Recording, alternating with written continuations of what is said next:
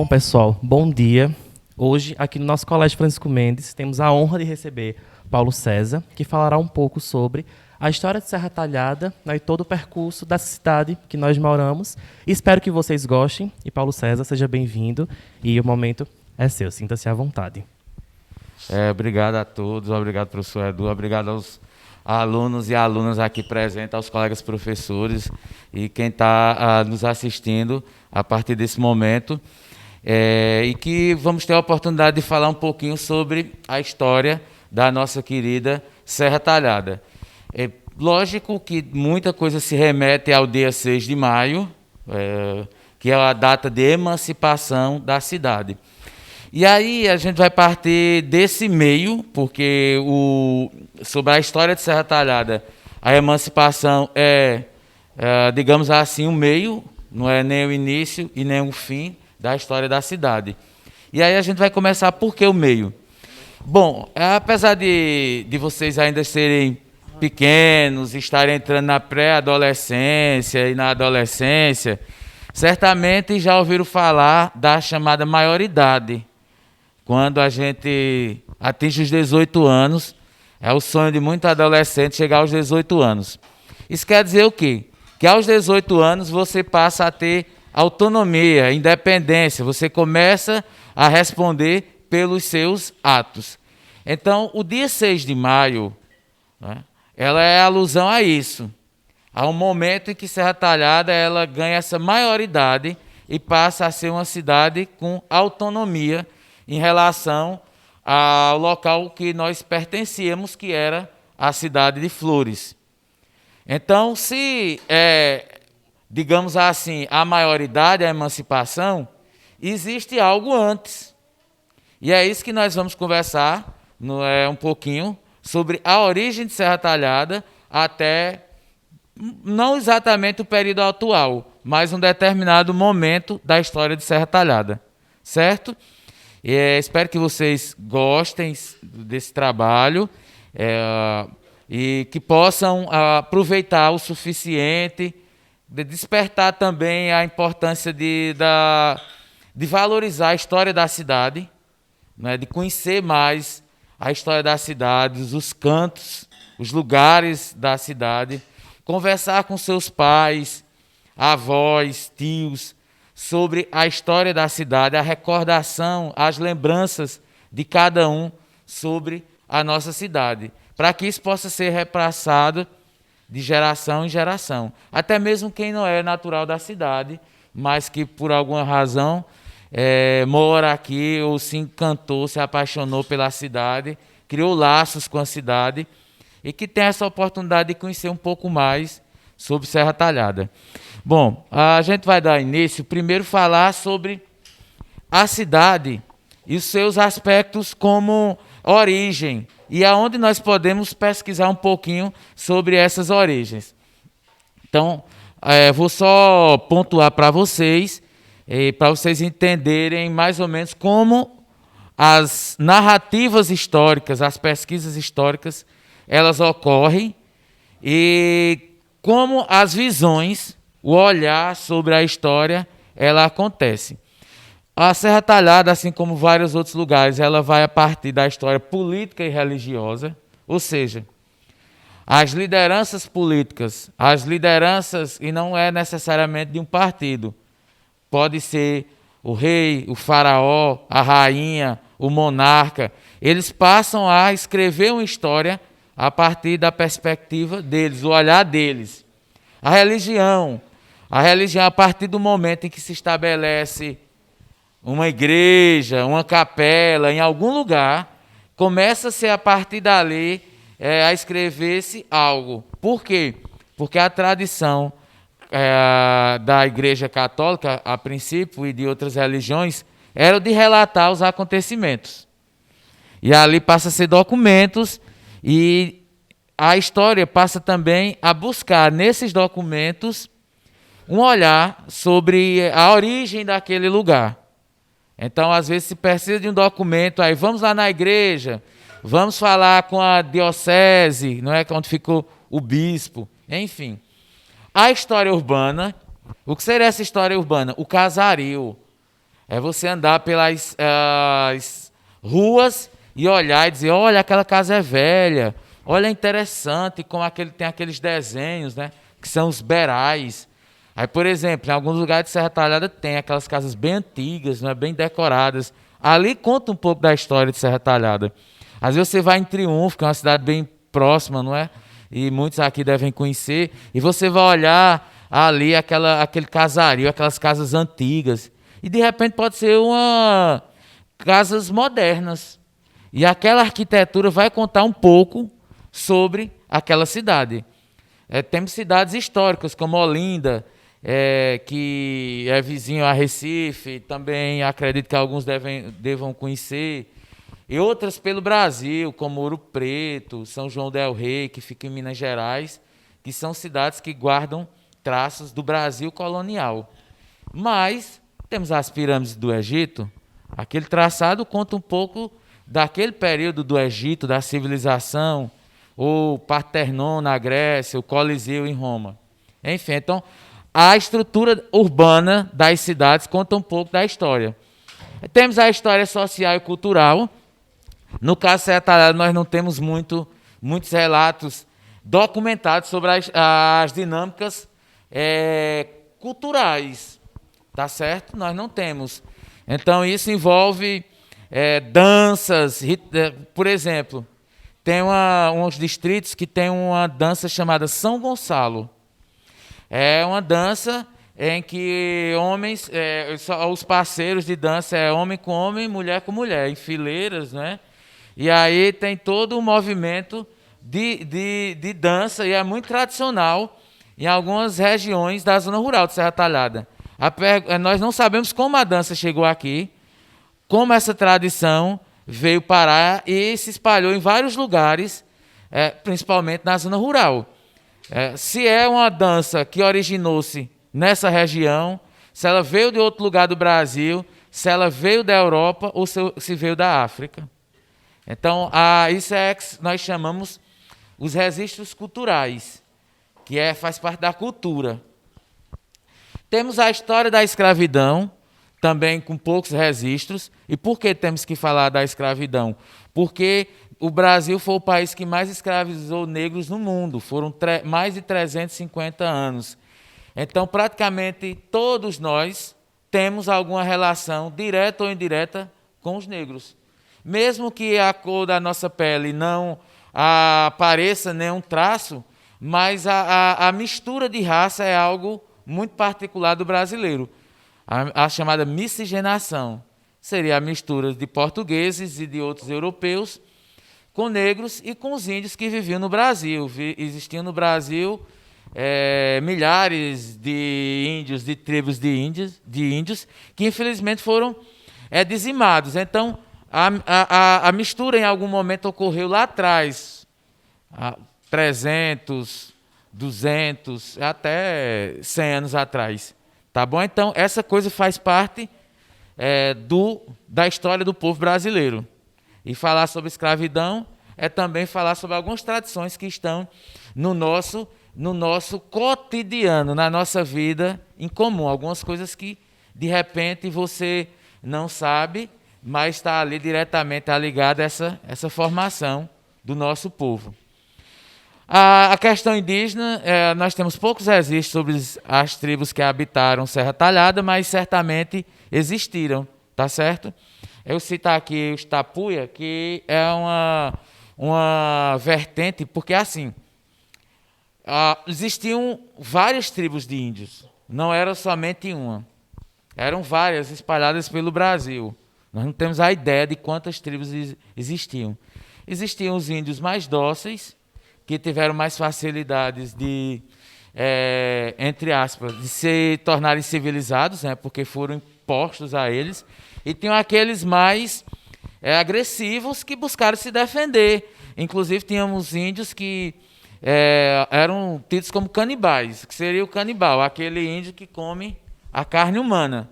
Mas por que isso? Porque estava defendendo o território dele. É como qualquer outra pessoa que busca se defender sua casa, não seu lar, sua família. Então, os índios também buscaram defender o que eles tinham de mais importante, que eram as suas vidas.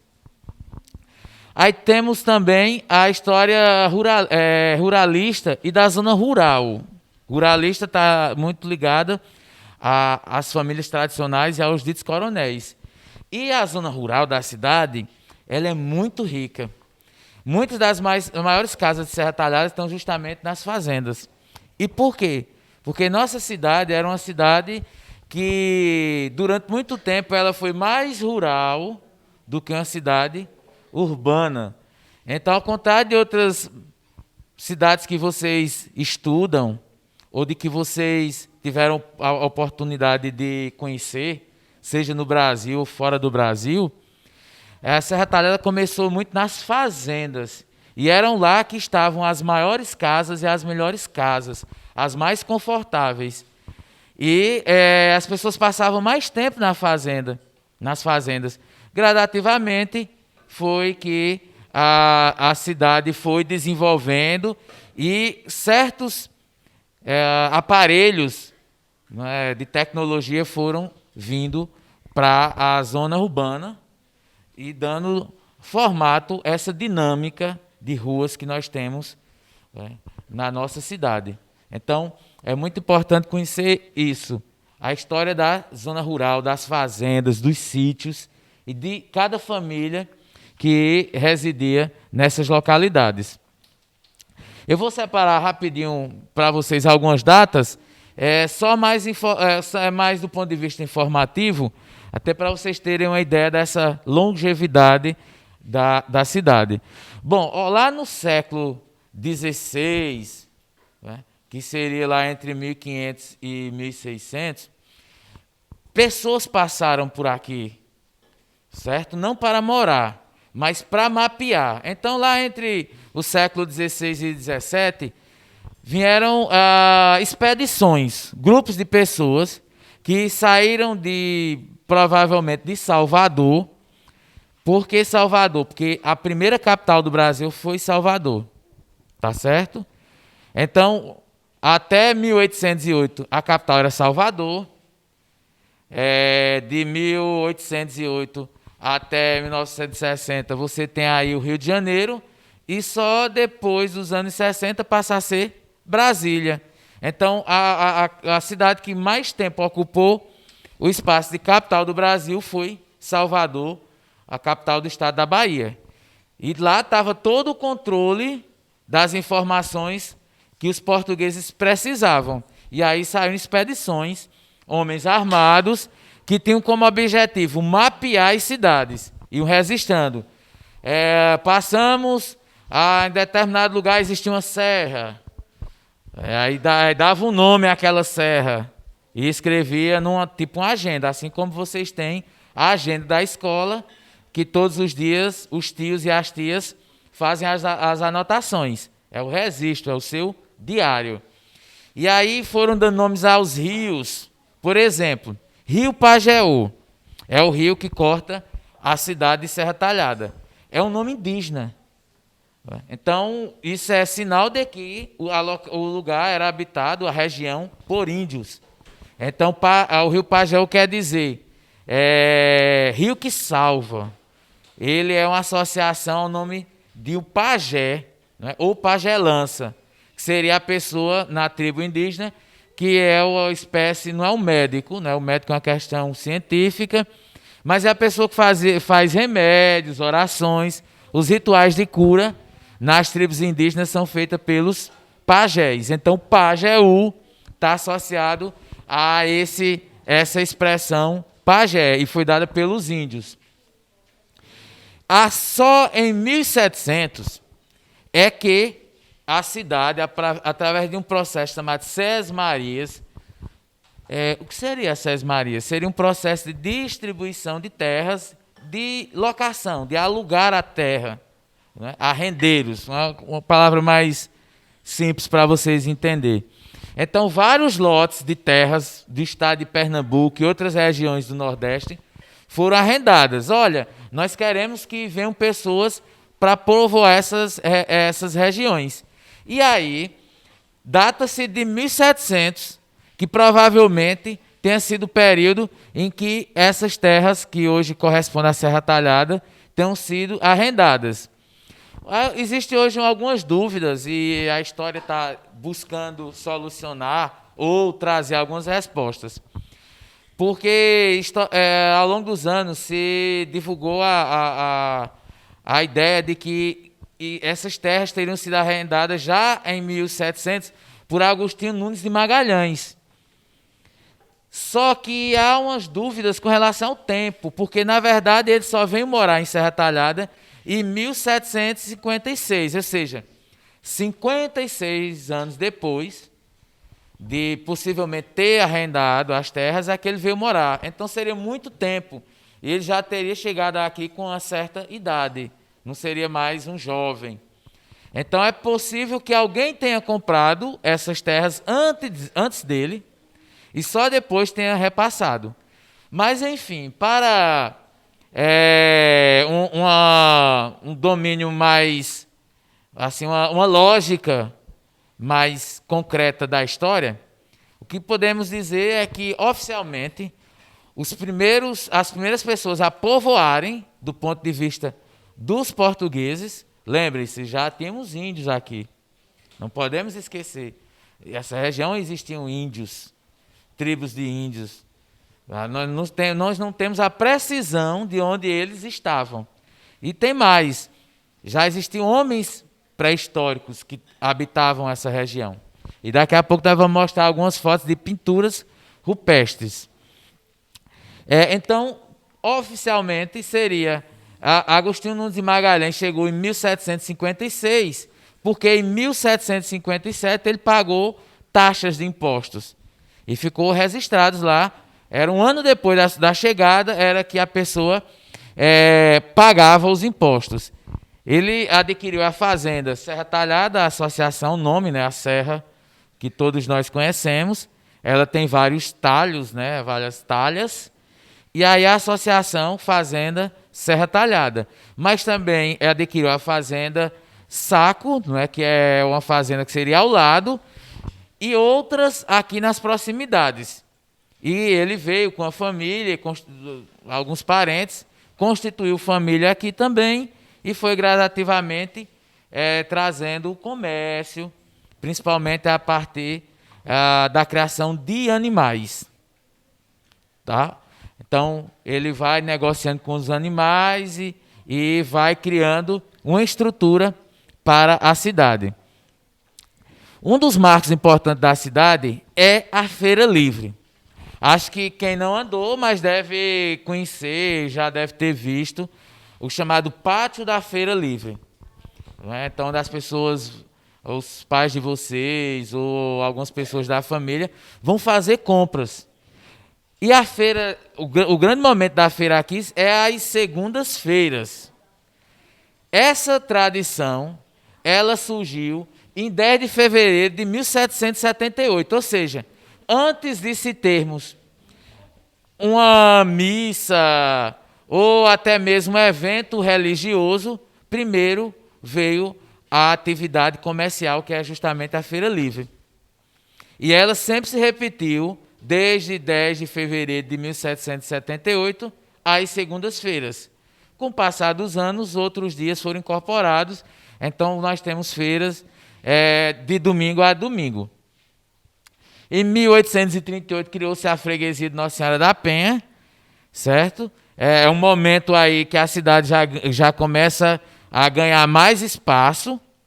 E em 1851, no dia 6 de maio, né, que se completa, que é o feriado, completa-se o dia da emancipação política, Serra Talhada deixou naquele momento de pertencer a Flores e passou a ter autonomia, né? Passou a ser chamada de cabeça da comarca, era assim a expressão. Passou durante muito tempo sendo chamada Vila Bela, que é sempre uma curiosidade, quem teria batizado a região como Vila Bela, porque é um nome bonito, dá sentido de que haviam belezas aqui. Então alguém chegou, né, era fazenda Serra Talhada, achou bonito e disse, é uma Vila Bela. E passou a ser o nome oficial da cidade. Então ela vai de fazenda, torna-se vila, só depois de muito tempo é que volta a se chamar Serra Talhada, lá em 1938. Temos aqui um pouquinho da pré-história, só ilustrando para vocês, são pinturas rupestres aqui em Serra Talhada, tem vários lugares.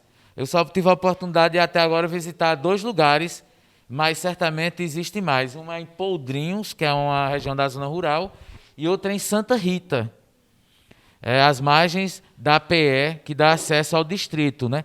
Então, temos lá diferentes traçados, mas dá para ver que são desenhos meio que aleatórios, mas deve fazer alguns sentidos. Essas pinturas são nitidamente pré-históricas pela estrutura e ao material usado. Por quê? Porque essa tinta resiste há séculos. É diferente de você, por exemplo, pintar a parede de sua casa hoje com qualquer tinta bonita, que não passa 2 anos e ela vai soltando-se. Essas não. Elas foram feitas com a mistura de pedras, né, do pó da pedra, com madeira, com terra, misturou-se a água e formou uma tinta que tem uma durabilidade impressionante. E então são 2 pontos que temos pinturas rupestres. Mas também tivemos vida de animais do período Jurássico. Então, ou seja, nós tivemos aqui possivelmente animais pré-históricos do período dos dinossauros. São ossos, são fósseis, na verdade, são fósseis de uma preguiça gigante que daria mais ou menos, era um pouco maior do que um carro como o Fusca. Então imagine, uma preguiça assim nas proporções bem maior do que um peixe-boi ou outro animal. Por quê? Nós não temos mais esses animais que foram extintos. Aqui foi encontrado, ainda está lá, lá na fazenda São Miguel. Eu tive o prazer de ir lá alguns anos atrás. É um açude e foi pedido pelos proprietários para aprofundar o açude. Quando a retroescavadeira puxou, veio ossos e a gente dá para perceber que não é um osso pequeno, né? Mas só que é um fóssil. Ele não tem mais peso, é a mistura de pedra com madeira. Quando você pega assim, sente o peso. Pela ação do tempo, ele foi passando por esse processo e virou um fóssil. E aí a maioria dos ossos, os maiores que tinham dessa preguiça gigante, foram enviados para museus de outros lugares do país. Infelizmente, nossa cidade não tem o sentido de preservar a pré-história, que seria algo importante. Inclusive, todos esses lugares, e existem vários nas cidades, as chamadas pedras dos letreiros, né? Em vários lugares você vai encontrar na zona rural. Esses lugares teriam que se tornar sítios arqueológicos e toda a área isolada, porque certamente em algum ponto daquele você vai encontrar fósseis, ossos de seres humanos que habitaram a cidade. Então, nós não temos essa concepção de preservar esse legado histórico, mas todas essas regiões vão ter utensílios que foram usados, armas feitas de madeira e pedra, que vão determinar aproximadamente, não tem como ser exato, em que época esses homens e mulheres habitaram Serra Talhada. Sobre a escravidão, eu separei aqui alguns materiais rápidos. Aqui era uma corrente usada em uma senzala. Essa senzala, onde foi guardada ou preservada essa corrente, era de um juiz da cidade. Então, todas as autoridades da cidade tinham escravos. O padre tinha um escravo para servi-lo, mesmo que ele não vivesse numa senzala, mas ele era escravo, né? A escravidão só veio acabar oficialmente no Brasil em 13 de maio de 1888, mas tínhamos correntes. Então, imagine seres humanos acorrentados. Se você cria um cãozinho em casa, uma cadelinha, e você não quer de forma alguma maltratá-lo ou maltratá-la ao ponto de usar uma corrente, Imagine que nós tivemos seres humanos que foram acorrentados, viveram presos como animais em situações desumanas, porque uma senzala não era um ambiente confortável, não é? Era algo similar a um chiqueiro de animais. Então, foi um período terrível da história do nosso país e que não deve ser esquecido, assim como toda sociedade desenvolvida valoriza sua história. Porque os japoneses são um povo tão desenvolvido?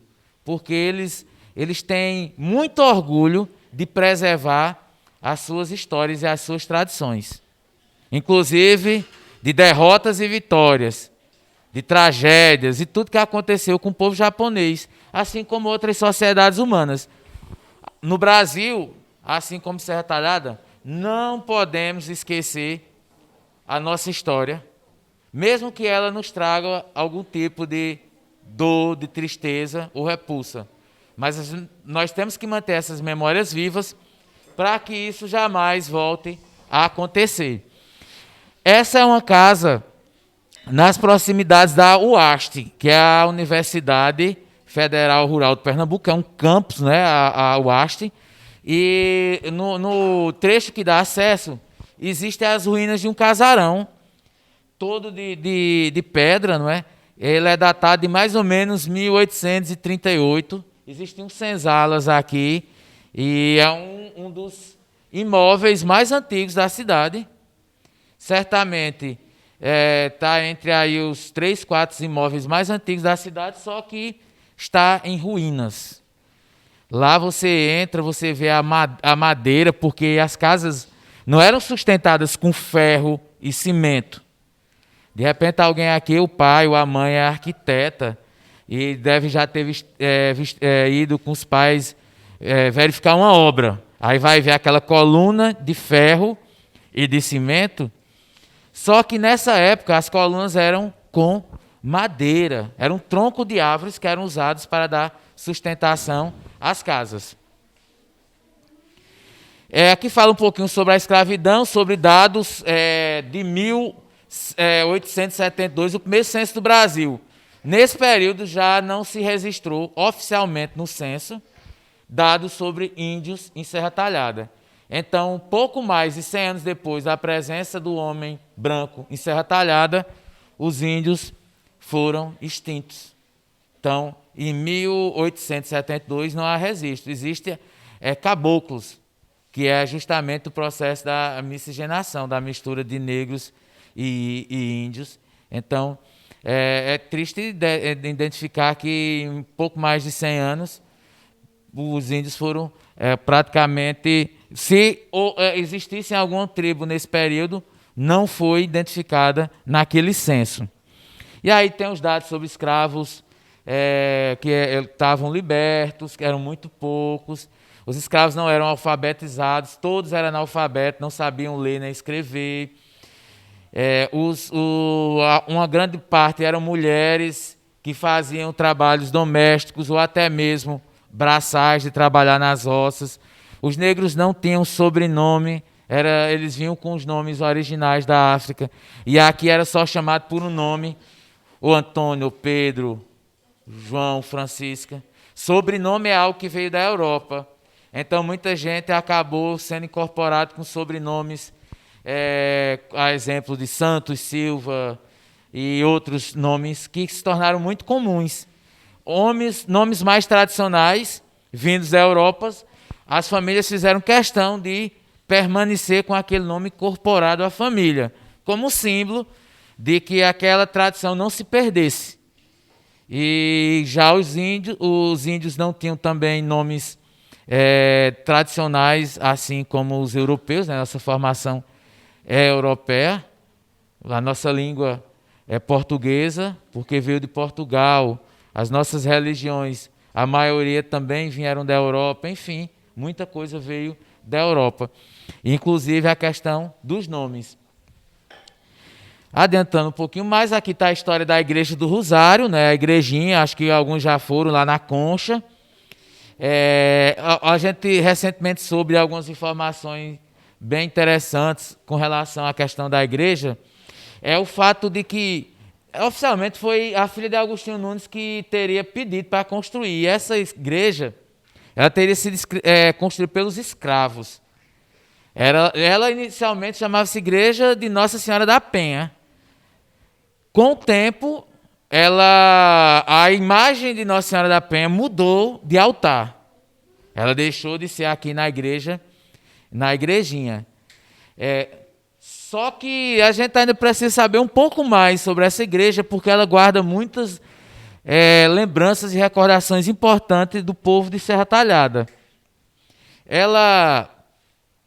Essa igreja, ela passou a ser, a partir de 1851, a ser uma igreja para os negros, porque os freios capuchinhos vieram primeiro eles eram italianos, vieram para o Brasil, né, eram das congregações capuchinhas, e aí trouxeram a imagem de Nossa Senhora do Rosário.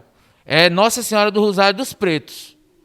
Então é assim o nome da santa, é assim em todos os lugares. Né? Então aqui meio que se aboliu, as pessoas ficaram só, a Igreja do Rosário. Não, o nome correto da imagem é Nossa Senhora do Rosário dos Pretos, porque ali seria o lugar para os negros frequentarem e também realizarem suas atividades, casamentos, velórios, etc.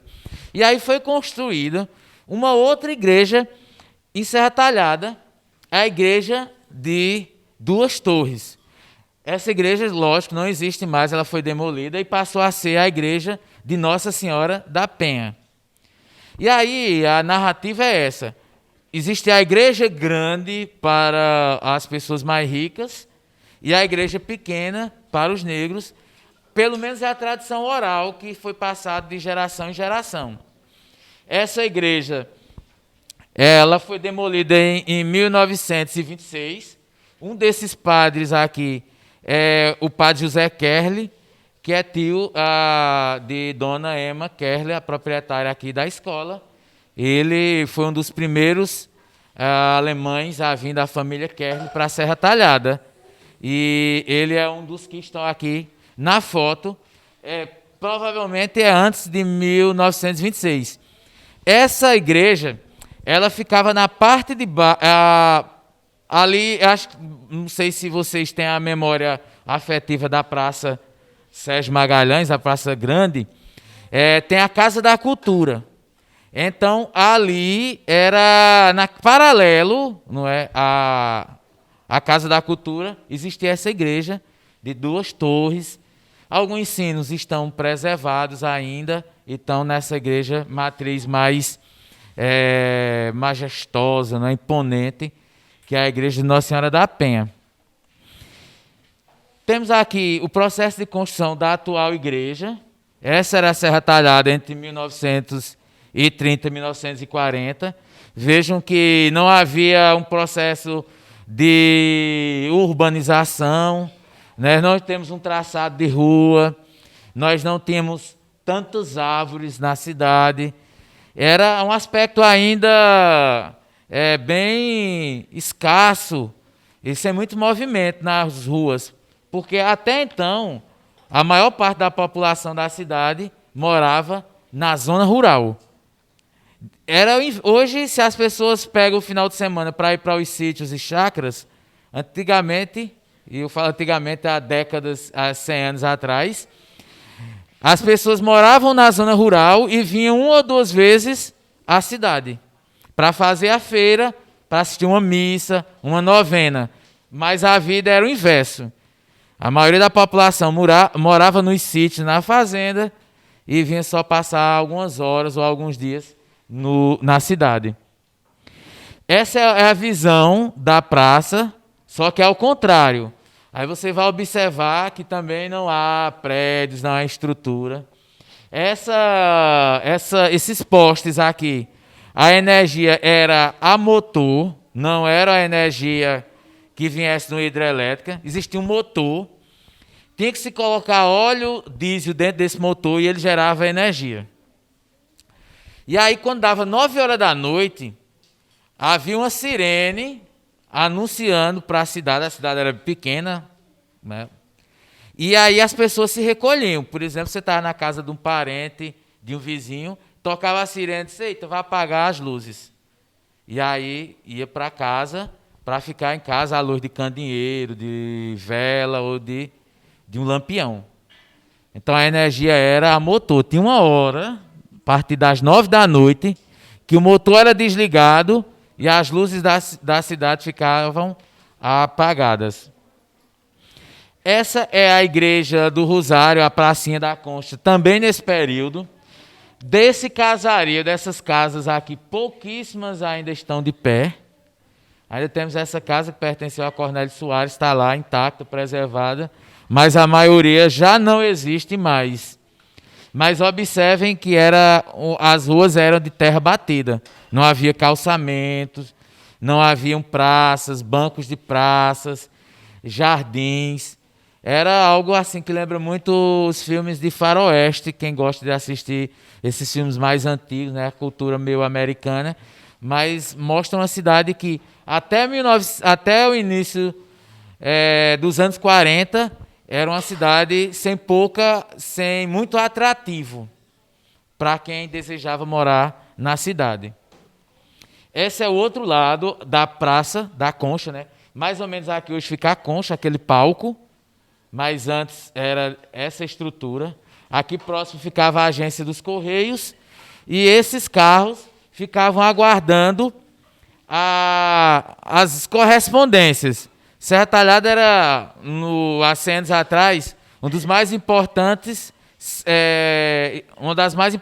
cidades a ter estação de telégrafo. Antes da gente ter o WhatsApp, de ter Telegram, Instagram, Facebook, e redes sociais, ou o próprio telefone celular, uma das formas de comunicação mais rápidas e ágeis era o telégrafo. Então ficava um operador e havia um código, e ele ficava lá batendo duas batidinhas era uma letra, 3 batidinhas era outra, uma batida, um espaço era outra. E alguém ficava ouvindo e escrevendo uma frase. Alguém eventualmente ia ter bebê. Aí chegava, de João para tio Antônio. Maria ganhou neném. Chama-se Antônio. Pronto, era o telegrama. E aí as pessoas, eita, chegou a correspondência. Era uma frase pequena e com códigos, né? Vírgula, VG, PT era ponto, enfim. E o código Morse, que vocês já ouviram falar, era a linguagem do telégrafo. Isso aqui, então, era a parte que hoje é a concha acústica, né? A Praça da Concha. Essa é uma visão da Serra Talhada nos anos 40, de uma chaminé que temos de uma usina que era de beneficiamento de Caruá. Uma imagem muito privilegiada, hoje seria de um drone, mas na época nem se sonhava, e o fotógrafo tirou. Aí vocês veem, isso aqui é a Praça da Concha, não tinha nada. Aqui é a Rua Cornélio Soares, né? A gente mora mais ou menos aqui. Até as algarobas que hoje estão plantadas, que são as primeiras algarobas do Brasil.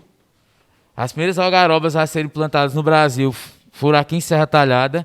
Agora, em outubro, no dia da árvore, aliás, em setembro, que é o dia da árvore, acho que dia 21, se não me falhar a memória, mas enfim, em setembro, quando começa a primavera, foram plantadas 5 mudas de algarobas, das 5 só sobreviveram 3, e as mais velhas do Brasil. Essas mudas vieram de uma universidade de Viçosa, em Minas Gerais. Um professor pesquisador achava que a algaroba ia ajudar a fazer com que, durante o período de seca, os fazendeiros tivessem algo para dar aos animais para comer, que era justamente a algaroba. Mas é uma visão única da cidade de Serra Talhada, já no início dos anos 40. Do mesmo ponto, já também mostrando aqui a Rua dos Correios, né? A igreja matriz, diferente do que temos hoje. A cidade se desenvolveu bastante e cresceu, inclusive no sentido arquitetônico. Essa é a Rua 15 de Novembro. Eu acho que todo mundo aqui já passou e conhece. chamada oficialmente de Rua Enoque Inácio. É mais ou menos aqui, tem um ponto do que a gente chama de 21, uma farmácia Pague Menos. Então, essa é a visão da rua. Também observem, terra batida, não tem calçamento, bem diferente do que é hoje a principal rua da cidade. Tá certo? Essa era. E originalmente a rua foi apelidada de Rua do Cisco. Por quê? Porque quem morava na praça e em outros pontos ia jogar lixo nessa rua, que é a Rua 15. Ela não era tão movimentada como é hoje. E aí era chamada de Rua do Cisco, onde tinha um esgoto, enfim. Com o tempo, ela se tornou a rua mais importante da cidade, onde está a prefeitura, agências bancárias. No final dela tem a Câmara de Vereadores. Então, enfim, foi um lugar, uma rua que cresceu e ganhou importância ao longo dos anos. Essa é a Rua 15 no sentido contrário, mas já depois do asfalto construído. E essa estrutura aqui era o açougue público, onde hoje é a prefeitura municipal. Havia um açougue público, uma arquitetura muito bonita. Dizem que um raio caiu e atingiu a fachada e deixou uma marca lá, uma rachadura. E as pessoas dizem, foi um raio durante um dia de chuva, uma tempestade. E essas tradições foram passando de forma oral, de geração em geração. Só que, infelizmente, o prédio acabou sendo demolido e só temos fotos para falar um pouquinho sobre essa rua. E interessante é que você ia pela rua da prefeitura, onde ficava o açougue, e você não passava pela praça para a Praça Sérgio Magalhães. Ela era fechada. Tiveram que demolir três imóveis para poder abrir e dar acesso, porque só existia um beco. Isso ainda tem hoje, né? 2 bequinhos, um que vai para o Bradesco, outro que vai sair. Então, a passagem entre as duas ruas era feita por becos. Aí, popularmente, ficou o beco dos barbeiros e o beco dos sapateiros. Prosseguindo, aqui é a Rua dos Correios. Aqui a gente já tem a agência dos Correios, né, de 1932. Alguns imóveis ainda permanecem, mas observem ainda essa questão de uma cidade que ainda não era calçada, nem tinha asfalto. Demorou bastante para que isso fosse uma constante na cidade. Ainda é a Rua dos Correios também, por trás da Igreja do Rosário, mostrando, dando uma dinâmica do que era a cidade, essa visão de uma cidade ainda com muita rua sem calçamentos. Já temos aqui, então, a imagem da praça, a primeira versão da praça. Aqui é de 1954. Já é uma praça que já atrai atenção. A cidade começa a ter já automóveis em diferentes pontos da cidade, não é? Essa estrutura da praça daquela época lembra a praça de hoje, então certamente o arquiteto ou arquiteta, quem fez o projeto, deve ter se inspirado nesse modelo. Temos aqui uns obeliscos ou símbolos, que seriam um obelisco. Temos esse primeiro e um outro aqui em frente à igreja, que era em homenagem ao centenário de emancipação de Serra Talhada, de 1951. Essa aqui já é uma visão dos anos 60, do alto da igreja de Nossa Senhora da Penha. Então, a praça, você já começa a ver outras realidades, os imóveis vão mudando, já vê uns sinais de arborização. Tinha um tanque aqui no centro, não se sabe bem a razão não sei se queriam fazer uma piscina, um piscinão, mas, enfim, tinha na primeira versão da praça um tanque. Aqui embaixo existia um bar chamado Bar Abrigo. Uma ligação entre o centro da cidade e o Bom Jesus começa a surgir, e aqui o Rio Pajeú. Na época ainda existia areia, o rio não é nada do que vocês estão vendo hoje.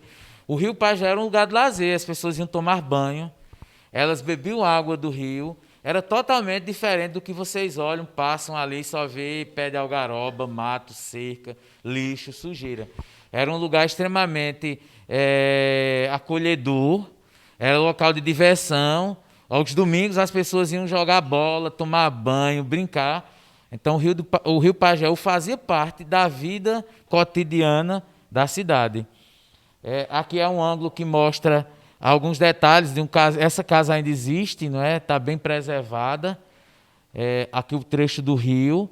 E o clube, né? O Ciste, que hoje está, infelizmente, está abandonado, mas era um dos grandes atrativos da cidade, onde era realizados os bailes. Era festa de carnaval, haviam bailes para as crianças, para todas as idades, as festas de São João, confraternizações de final de ano. Então, lugar de lazer e entretenimento para música, encontros, era aqui no Ciste. Hoje está abandonado, né? O telhado caiu e não tem previsão de reforma. O que é que vai ser feito do Ciste? Esse prédio aqui, a Casa da Cultura, era onde funcionava o fórum. Era onde tinha as audiências com os advogados, juízes, promotores. Era aqui, esse prédio que é de 1905. Vejam, eu mostrei anteriormente a Rua da Concha. Agora ela já tem uma praça, não é a mesma versão do que temos hoje, mas vocês percebem a chegada das pessoas. As pessoas começam a ocupar os lugares da cidade e gradativamente aparecerem nas fotos. Então, vão ficando mais, tendo uma relação mais cotidiana com a cidade. Essa é a chaminé que eu falei, não é da usina, ainda hoje está... Às vezes as pessoas nem percebem, mas temos uma chaminé de uma usina de beneficiamento de algodão. E aqui é o Cinearte, era um cinema. Então, no auge da cidade, no auge desse chegada das pessoas, essa migração da zona rural para a cidade, tínhamos 2 cinemas. Tínhamos aqui o Cinearte e na rua da prefeitura o Cine Plaza. E aí você podia escolher qual dos cinemas queria assistir e quais os filmes estavam em exibição. Então havia uma coisa rara numa cidade, principalmente do interior, ter 2 cinemas. Serra Talhada, durante 30 anos, teve 2 cinemas. Só recentemente, com a chegada do shopping, passamos novamente a ter cinema na cidade. Esse era o outro cinema, o Cine Plaza. Aqui é o Hospital Agamenon Magalhães, o OSPAM. Foi o primeiro hospital do Sertão. O ano passado fez 80 anos. Então, o primeiro hospital do Sertão foi o OSPAM. Nós só tínhamos 2 hospitais no interior de Pernambuco. Era o OSPAM e o Hospital de Pesqueira. Então, isso aqui também é um símbolo do desenvolvimento de Serra Talhada, feito na gestão do governador Agamenon Magalhães, que era parente de Agostinho Nunes de Magalhães. E Agamenon Magalhães foi governador, deputado federal e ministro da República. Então, durante 20 anos, mais de 20 anos, Agamenon Magalhães foi a mais importante liderança de Pernambuco e uma das maiores do Brasil. Aqui é o Colégio Municipal Cônigo Torres, fica aqui na Avenida Afonso Magalhães. E o detalhe interessante é que não havia nenhum imóvel aqui perto. Aqui do lado tem a Escola Irmã Elizabeth, aqui o ginásio, por trás a quadra Maria Luísa Kerle, né, que é o nome que de fato é a quadra, como o Janaína sempre pede para dizer, porque a gente só chama Luísa Kerle, mas o nome correto é Maria Luísa Kerle. E, além do ginásio, temos aqui a Fafopse. Então, gente, olha, não tinha avenida, nada separando, sinais de trânsito, como era bem diferente. E você vindo do Cônigo Torres para o centro, onde hoje é a Câmara de Vereadores, havia parede de um açude. E ali, então, você imagina passar pela parede do açude, tudo aquilo era água. Então, alguém deve ter alguma foto guardada. Espero que um dia compartilhe, mas para você vir do Cônigo Torres para o centro da cidade, você tem que passar por uma parede de um açude, justamente aqui na rua onde fica a Câmara de Vereadores.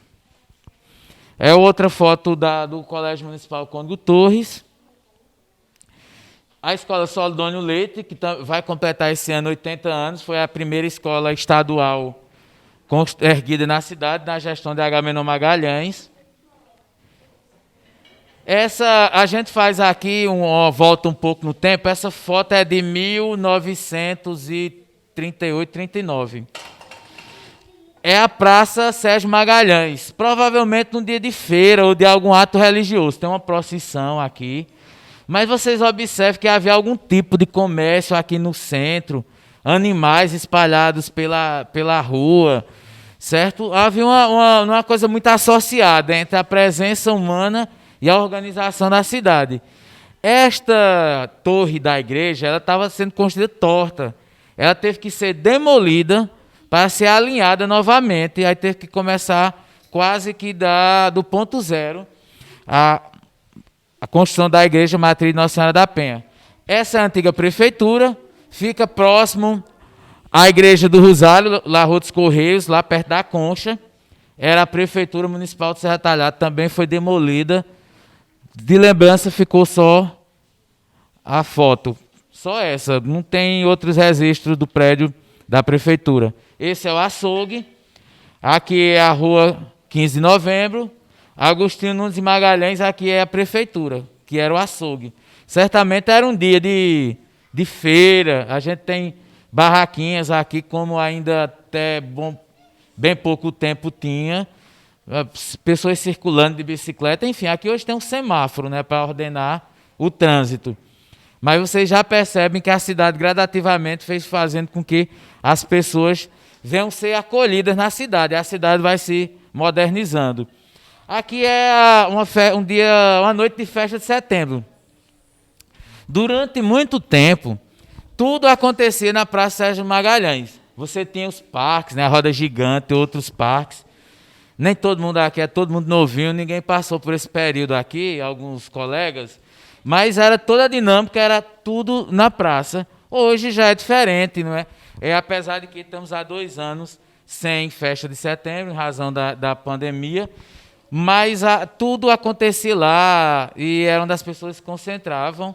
Tínhamos de 7 até 8h10, 8h20, 8h30 a novena, depois descia para dar uma volta na praça, ir para os parques, ou tomar refrigerante, sorvete, enfim. Essa foto é do início dos anos 80. Aqui é outra visão também, já é de 83, 84, a igreja toda iluminada, as barraquinhas que ficavam na praça. Era a festa de setembro, esse visual da cidade que marcava e que marcou muita gente, né, as memórias dos serratalhadenses. Aqui é um time de futebol, o futebol também faz parte do contexto da cidade. É provavelmente um ponto lá perto por trás do hospital, uma rua mais plana. E essa divisão de 2 clubes, de 2 times de futebol, o juiz, ele usava boina e gravata borboleta. Então era uma pessoa toda alinhada e muito respeitada. Eu não sei como é que ele conseguia correr para apitar, mas o juiz era todo formal, diferente do que é hoje. E eram 2 times aqui da cidade, o Democrático e o time da Mocidade. É outro time também da cidade, aí você já vê as mulheres aparecendo no aspecto de acompanhar o futebol. É o Odeon Futebol Clube. Aqui, esse campo, aqui atrás é o OSPAN, então havia um campo ali de futebol atrás do OSPAN, e onde as pessoas jogavam, os homens gostavam de jogar com uma boinazinha, alguma coisa desse tipo. Depois a gente pode até se aprofundar para entender um pouco mais desse aspecto, até das vestimentas de quem jogava futebol na cidade. Esse é um time que foi o primeiro time profissional do Sertão, é o time do Comercial, é dos anos 80, foi capa de uma revista nacional. Lógico, está fazendo homenagem ao cangaço, porque muita coisa de Serra Talhada sempre se associa a Lampião. E esse foi o time do Comercial, ele foi uma grande sensação no futebol pernambucano e também no Brasil. Todo mundo tinha essa curiosidade de saber quem era esse time de Serra Talhada, um time profissional. E capa de uma revista nacional, que era a revista Placar. Essa é a Jazz Band, é uma banda, não é a Filarmônica, era uma banda de música, o estilo na época era o jazz. Entre os grandes destaques daqui está Moacir Santos, que ganhou fama internacional. Ele é muito maior do que nós possamos imaginar. Ele morou anos em Los Angeles, acabou morrendo lá. Então imagine um cara que saiu do sertão pernambucano e ganhou o mundo. E é uma representação da música mundial. Ele não é um representante só da nossa música. E ele fez parte dessa banda, a Jazz Band de Serra Talhada, que ia por várias cidades fazendo shows e apresentações. Dona Rosa Pauferro, que foi maestrina, ela ensinou muita gente aqui de Serra Talhada a cantar. Nem todo mundo soube, né, aprender algumas, mas se esforçou e a gente reconhece a vontade de alguns amigos, né, guerreiros. E Dona Rosa Pauferro era uma maestrina autodidata. Ela não teve formação musical e morou muitos anos no abrigo Ana Ribeiro. Ela não tinha filhos, mas sempre foi uma figura muito acolhida pela cidade, pelo o trabalho, pela dedicação e pelos serviços prestados à Serra Talhada. Arnô Rodrigues é uma das expressões da cultura serra-talhadense, também pouco lembrado. Ele é o chamado multiartista. O que é um multiartista? É um cara que conseguiu desenvolver várias habilidades artísticas. Ele era ator, redator, humorista, era cantor, compositor, entre tantas outras facetas que ele conseguia desenvolver com extrema maestria. Alguma das mais belas músicas feitas para a Serra Talhada foi feita por Arnô Rodrigues, uma delas chamada Divina Cidade. É muito poético você dedicar à sua cidade essa expressão, Divina Cidade. Eu aconselho vocês a depois pesquisarem, porque é uma declaração de amor e uma obra de arte.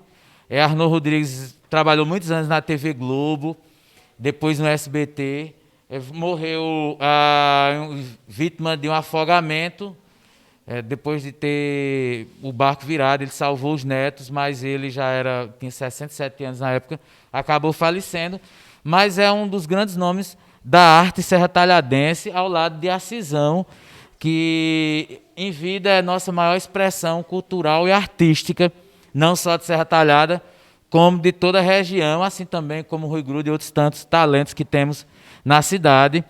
Aqui é um registro de um momento também importante, que são as missas. A gente resumiu todas em uma foto, e só explicando.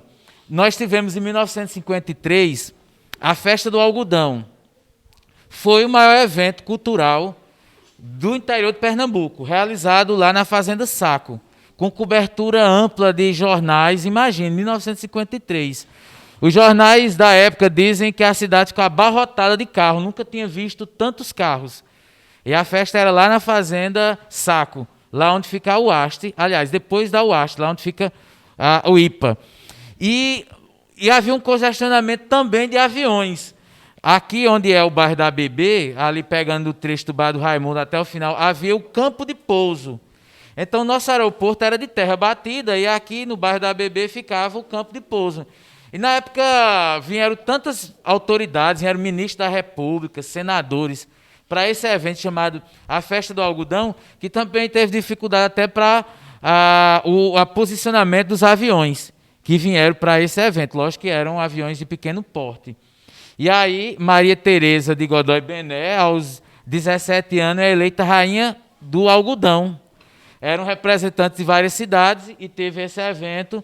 E ela, então, com 17 anos, é eleita a rainha do algodão. Depois vem as misses, né, que foram eleitas. Nós tivemos o tricampeonato, algo único. Você não vai encontrar em outros estados do Brasil, a não ser pessoas das capitais, mulheres das capitais. Mas numa cidade do interior, é raro, só em Serra Talhada aconteceu isso. Nós tivemos a Miss Pernambuco 74, 75 e 76.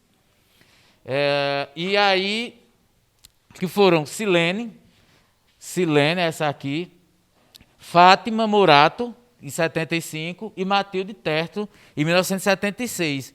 Somente 40 anos depois, Thalita Martins veio novamente a ser Miss Pernambuco e devolver o título à Serra Talhada. Então, nós somos tetracampeões da beleza feminina. Durante muito tempo, somos conhecidos como a capital da beleza feminina. A chegada do trem, esse é o primeiro trem que chegou em Serra Talhada, lá na estação. A estação ainda estava em construção, não é a inauguração, mas é interessante que depois vem o outro trem, é quase que do mesmo ângulo, é 1955. Essa é a chegada do trem, a estação ainda está em construção, né, os andaimes, mas era uma festa, chegou o trem na cidade.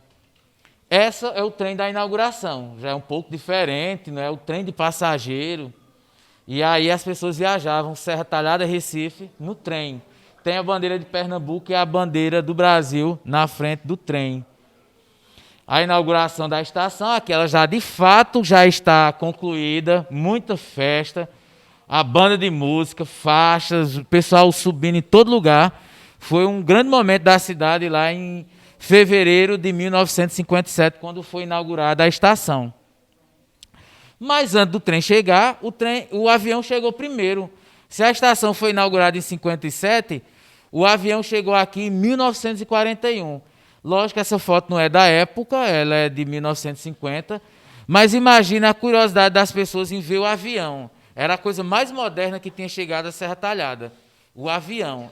Só 17 anos depois é que chega o trem.